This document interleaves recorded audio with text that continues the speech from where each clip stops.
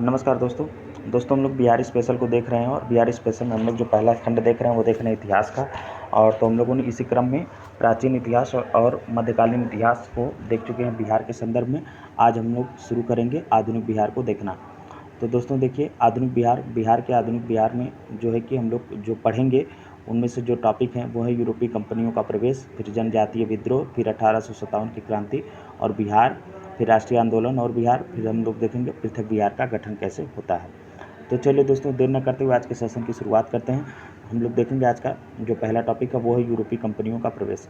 दोस्तों, पुर्तगाल सबसे पहले जो है कि पुर्तगाल के बारे में देखेंगे। बिहार में सर्वप्रथम यूरोपीय कंपनियों में पुर्तगाली आए थे जो हुगली से पटना नाव द्वारा व्यापार करते थे और वे पटना से सोरा, सूती वस्त्र, चीनी मिट्टी के बर्तन एवं मसाले आदि प्राप्त करते थे। तो दोस्तों, हम लोगों ने देखा कि देखिए, जब भारत में भी पूछा जाता है तो भारत में यूरोपियों के आने के क्रम में सबसे पहले पुर्तगाली आए थे, फिर उसके बाद डच आए थे, फिर अंग्रेज आए थे, फिर फ्रांसीसी आए थे। तो पुर्तगाली, डच, अंग्रेज, फ्रांसीसी, ये भारत में यूरोपियों के आने का क्रम है। तो बिहार में भी पुर्तगाली ही सबसे पहले आए थे। पुर्तगाली आए थे बिहार में सबसे पहले, जो है कि हुगली से पटना नाव के द्वारा ये लोग आए थे। हुगली दोस्तों जो है कि पश्चिम बंगाल में पड़ता है, वहाँ से ये लोग पटना नाव के द्वारा आए थे। और वो पटना में जो है कि क्या प्राप्त करने आए थे, तो पटना में वो लोग सोरा और सूती वस्त्र और चीनी मिट्टी के बर्तन एवं मसाले, ये सब चीज़ें जो है कि वो प्राप्त करने आए थे। उसके बाद दोस्तों हम लोग देखेंगे डचों के बारे में कि डच पटना बिहार में कब आते हैं और क्या करते हैं।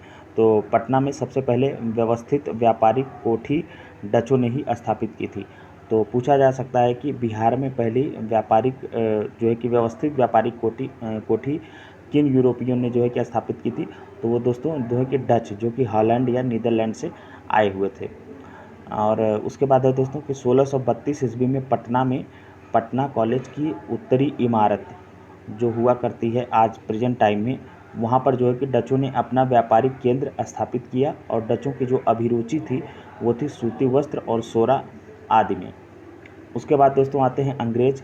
तो अंग्रेज़ों ने 1620 ईस्वी में पटना के आलमगंज में अपना व्यापारिक केंद्र स्थापित किया, लेकिन वह 1621 ईस्वी में बंद हो गई।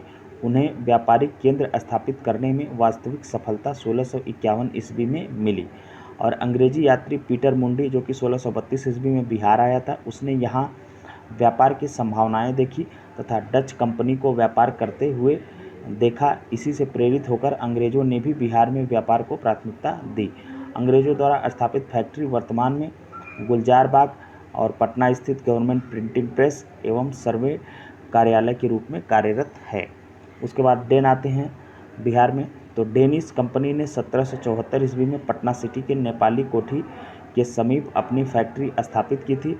मुगल शासक फर्रुख सियर, जो कि 1713 से 19 ईस्वी तक शासन करता है, ने 1717 ईस्वी में अंग्रेज़ों को भारत में कहीं भी व्यापार करने एवं सिक्के का प्रयोग करने की मान्यता दी। इस घोषणा को ईस्ट इंडिया कंपनी का मैग्ना कार्टा कहा जाता है। अब देखते हैं दोस्तों बंगाल बिहार का अंग्रेज़ों से क्या संबंध रहता है। अंग्रेजी कंपनी को 1717 ईस्वी में व्यापारिक एकाधिकार, जो कि ईस्ट इंडिया कंपनी का मैग्ना कार्टा भी कहा गया था, अधिकार प्राप्त हो गया।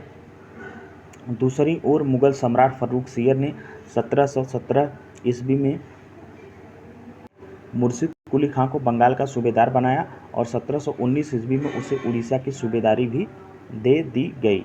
देखिए, अंग्रेजी कंपनी जो है कि ये 1717 ईस्वी में व्यापारिक एकाधिकार से प्राप्त हो गया था। और दूसरी ओर यह क्या करती है कि मुगल सम्राट फर्रुख सियर से 1717 ईस्वी में मुर्शिद कुली खां को बंगाल का सूबेदार बनाया गया और 1719 ईस्वी में उसे उड़ीसा की सूबेदारी भी दी गई। मुर्शिद कुली खां के बाद सुजाउद्दीन 1727 ईस्वी में बंगाल का नवाब बना। उसने 1733 ईस्वी में बिहार का प्रदेश भी उसके अधीन हो गया। उसने 1733 ईस्वी में अलीवर्दी खां को बिहार का उप सूबेदार बनाया। 1739 ईस्वी में सरफराज खां बंगाल का नवाब बना। वह एक अयोग्य शासक था एवं अलीवर्दी खां ने 1740 ईस्वी में गिरिया के युद्ध में उसे पराजित कर स्वयं बंगाल का नवाब बन गया। अलीवर्दी खां ने 1740 ईस्वी में बंगाल पर अधिकार प्राप्त कर लिया। उसने मुगलों से हटकर स्वतंत्र सत्ता चलाना प्रारंभ किया। अतः व्यापारिक हितों के लिए नवाब एवं अंग्रेजों के बीच संघर्ष स्वाभाविक था। तो दोस्तों, ये सवाल पूछा जाता है कि बंगाल पर पूर्ण रूप से बंगाल का कौन सा शासक था, जिसने जो है कि मुग़लों से नाते तोड़े, तो ये अलीवर्दी खां था, जिसने 1740 ईस्वी में बंगाल पर अधिकार प्राप्त कर लिया और उसने मुग़लों से हटकर स्वतंत्र सत्ता चलाना प्रारंभ किया। तो ये पूछा जाता है कि बंगाल में स्वतंत्र सत्ता का संस्थापक तो यही अलीवर्दी खां था। ये अतः व्यापारिक हितों के लिए नवाब एवं अंग्रेज़ों के बीच यहाँ से जो है कि संघर्ष स्वाभाविक हो जाता है। अब देखते हैं कि 1756 ईस्वी में अलीवर्दी खां की मृत्यु के बाद उसका नाती सिराजुद्दौला बंगाल का जो नवाब था, सिराजुद्दौला जो है ये बंगाल का नवाब बना और सिराजुद्दौला अलीवर्दी खां के सबसे छोटी पुत्री का पुत्र था। सिराजुद्दौला का नवाब बनने से उसके अन्य दामाद ढाका एवं पूर्णिया के जो उपनवाब थे नाराज थे। सिराजुद्दौला एवं कंपनी के बीच प्रथम संघर्ष 4 जून 1756 ईस्वी को कासिम बाजार में हुआ। सिराजुद्दौला और कंपनी के बीच जो प्रथम संघर्ष होता है वो 4 जून 1756 ईस्वी को कासिम बाजार में हुआ। उसने 16 जून 1756 को कलकत्ता पर अधिकार कर लिया। अंग्रेज अधिकारी रोजर ड्रेक को कलकत्ता जो है कि छोड़ना पड़ा और सिराजुद्दौला ने कलकत्ता के फोर्ट विलियम पर अधिकार कर लिया तथा कलकत्ता का नाम अलीनगर जो है कि रखा। इसी संघर्ष के क्रम में कालकोठरी की घटना को हॉलवेल ने जो है कि प्रचलित किया। अब देखते हैं हॉलवेल ने क्या कहा था कालकोठरी की घटना में। हॉलवेल के अनुसार 20 जून 1756 को कलकत्ता में कालकोठरी, जिसे कि ब्लैक होल की घटना भी कहते हैं, यह हुई और उसके अनुसार सिराजुद्दौला द्वारा 146 अंग्रेज कैदियों को 18 फीट लंबे तथा 14 फीट चौड़े एक कमरे में बंद कर दिया गया। 23 जून को कमरा को खोलने पर जो है कि केवल 23 व्यक्ति जीवित बचे तथा 123 व्यक्तियों की दम घुटने से मृत्यु हो गई। इस घटना के बाद क्लाइव ने कलकत्ता पर अधिकार कर 9 फरवरी 1957 को अलीनगर की संधि के लिए सिराजुद्दौला को विवश कर दिया। दोस्तों यहाँ पर मिसप्रिंट हो गया है, 1857 होना चाहिए, ये जो है कि 1957 लिख दिया है। तो इसके आगे क्या होता है कि क्लाइव ने नवाब पर अलीनगर के संधि को भंग करने का आरोप लगाया, जिसके बाद 23 जून 1757 ईस्वी को अंग्रेजों एवं सिराजुद्दौला के मध्य गंगा की सहायक नदी भागीरथी के तट पर प्लासी की लड़ाई हुई। लड़ाई में मीर जाफर नवाब के सेनापति जो था और राय दुर्लभ दीवान और मानिक चंद प्रभारी अधिकारी था, अमी चंद्र जो कि व्यापारी था और जगत सेठ बैंकर था, ने अंग्रेज़ों का साथ दिया। तो अंग्रेज़ों का साथ सिराजुद्दौला के और अंग्रेज़ों के विरुद्ध जो युद्ध हुआ, प्लासी का युद्ध, उसमें जो कि अंग्रेज़ों का साथ देने वाले थे मीर जाफर जो कि नवाब का सेनापति था, राय दुर्लभ जो कि उसका दीवान था, मानिक चंद्र प्रभारी अधिकारी था, अमी चंद्र व्यापारी था और जगत सेठ बैंकर था, ने अंग्रेज़ों का साथ दिया। मीर मदान एवं मोहनलाल वे सेनापति थे जिन्होंने सिराजुद्दौला की तरफ से युद्ध में भाग लिया और विश्वासघात के कारण सिराजुद्दौला पराजित हुआ। मीर जाफर के पुत्र मीरन के इशारे पर सिराजुद्दौला की जो है हत्या कर दी गई। सिराजुद्दौला के बाद मीर जाफर को कठपुतली नवाब बनाया गया। रॉबर्ट क्लाइव के बाद हॉलवेल बंगाल का गवर्नर बना। उसने 1760 ईस्वी में मीर जाफर की जगह उसके दामाद मीर कासिम को बंगाल का नवाब बनाया। तो इतना दोस्तों जो है कि प्लासी के युद्ध के बाद होता है ऐसी घटना। अब हम लोग देख लेते हैं कॉलम में जो दिया हुआ है, देखिए नवाब, बंगाल के नवाब और उनका शासनकाल। ये दोस्तों जो है कि मैच कराने को बहुत पूछा जाता है, क्रम लगाने को देखने का प्रयास करते हैं। देखिए बंगाल के नवाब में सबसे पहले मुर्शिद कुली खां जो कि 1717 ईस्वी से लेकर के 1727 ईस्वी तक था और शुजाउद्दीन जो था यह 1727 से लेकर के 1739 ईस्वी तक था। सरफराज खां जो था, सरफराज खां 1739 से लेकर के 1740 ईस्वी तक था। अलीवर्दी खां जो था ये 1740 से ये जो है कि बंगाल को स्वतंत्र कर लेता है मुग़ल शासन से। अलीवर्दी खां 1740 से 1756 ईस्वी तक था और सिराजुद्दौला 1756 से 1757 और मीर जाफर 1757 से 1760। तो दोस्तों पूछा जाता है कि प्लासी का युद्ध प्लासी के युद्ध के समय बंगाल का नवाब कौन था, तो सिराजुद्दौला था। और मीर जाफर 1757 से लेकर के 1760 ईस्वी तक सिराजुद्दौला अगेंस्ट में जब खड़ा होता है तो मीर जाफर को लोग बना देते हैं। सिराजुद्दौला लड़ रहा था, फिर उसके बाद मीर कासिम बनता है दोस्तों। तो मीर कासिम 1760 से लेकर के 1763 ईस्वी तक रहता है।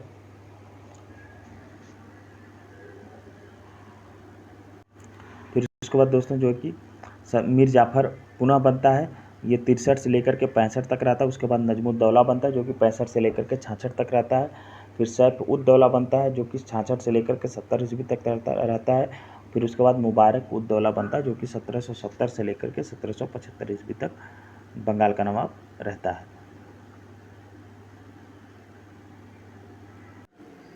मीर कासिम ने अंग्रेज़ों के हस्तक्षेप को कम करने के उद्देश्य से अपनी राजधानी मुर्शिदाबाद से मुंगेर स्थानांतरित की।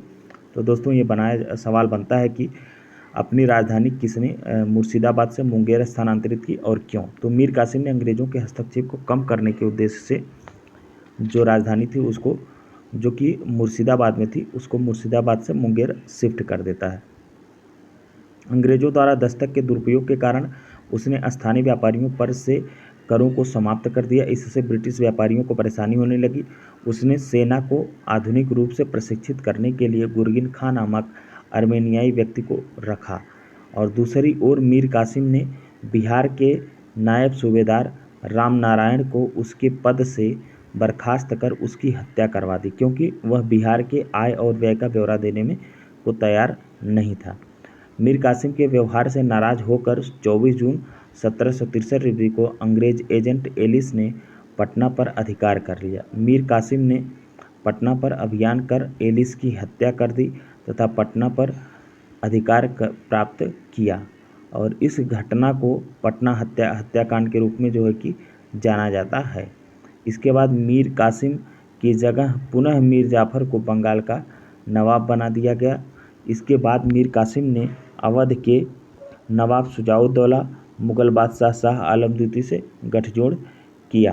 तीनों की संयुक्त सेना एवं अंग्रेज़ों हेक्टर मुनरो के नेतृत्व में के बीच 22 अक्टूबर 1764 ईस्वी को बक्सर का युद्ध हुआ और इस युद्ध में संयुक्त सेना की हार हुई। इस युद्ध के समय बंगाल का नवाब मीर जाफ़र था, जिसका दूसरा कार्यकाल था।